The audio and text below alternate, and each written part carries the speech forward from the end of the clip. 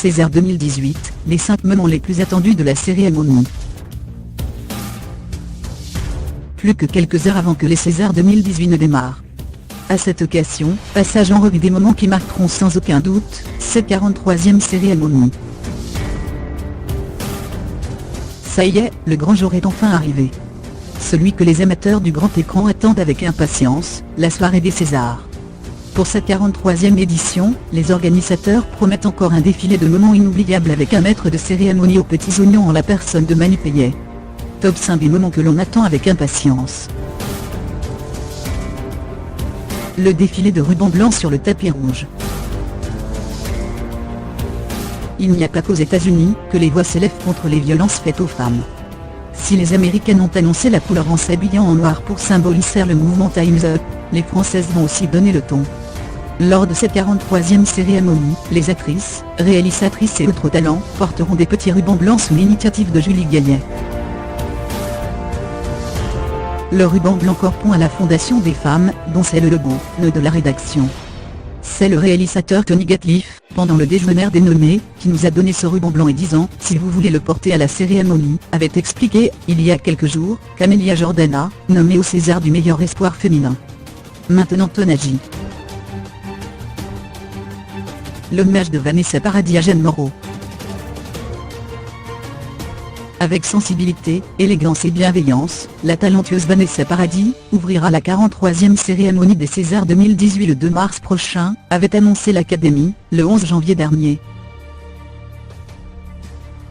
Un choix qui a vite séduit tout le monde, tant l'histoire de Vanessa Paradis, et celle des Césars est liée après la mémorable gaffe de la Lolita en 1991, sur laquelle elle était revenue en 2010, dans un sketch avec Valérie Le Messier et Gad Elmaleh. La présidente de cette édition, dédiée en partie à Jeanne Moreau, saluera très sûrement la mémoire de la regrettée grande dame, disparue à l'été 2017. Un hommage qui surviendra 23 ans après la séquence émotion du Festival de Cannes, lorsque la chanteuse avait repris le tourbillon de la vie, la chanson de Jules et Jim, face à une Jeanne Moreau bouleversée, présidente du jury de l'événement à l'époque. Une divine idylle et une boucle bouclée. Le César d'honneur de Penélope Cruz. Après Georges Clooney l'année passée, c'est Penélope Cruz qui sera sacrée pour l'ensemble de sa carrière avec un César d'honneur. À 43 ans, la sublime icône ibérique recevra ce trophée pour la première fois. Muse de Pedro Almodóvar, la talentueuse actrice y radie le grand écran depuis son premier film, Jambon, dans lequel elle partage la affiche avec Javier Bardem, qu'elle épouse 17 ans plus tard.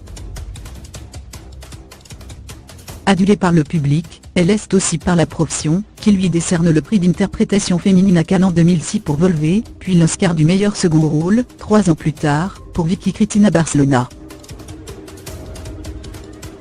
Le premier sacre de Danny Boone. La réclamait, il l'aura. En 2009, Danny Boone n'avait décroché qu'une seule nomination au César, meilleur scénario qu'il n'a finalement pas remporté, et ça, malgré l'immense succès de Bienvenue chez les Ch'tis, plus de 20 millions d'entrées au box-office français.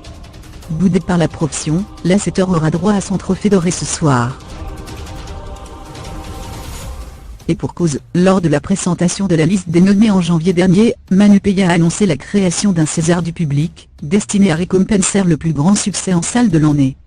Avec 4,5 millions de spectateurs dans les salles sombres, le film Red Bank va permettre à son réalisateur, Danny Boone, de recevoir ce tout nouveau prix. Sage titre revanche. L'intervention de Laura Smet. L'information a été révélée aujourd'hui par Closé. Alors qu'elle est au cœur du scandale dans l'affaire du testament de son père Johnny Hallyday, Laura Smet devrait faire sa toute première apparition télévisuelle, ce soir, lors de la cérémonie des Césars. L'actrice de 34 ans, partie tout récemment au Cap Ferret pour se reposer, devrait faire son grand retour, sur la scène de la salle Playel afin de remettre un prix. De quoi rallumer le feu de la polémique.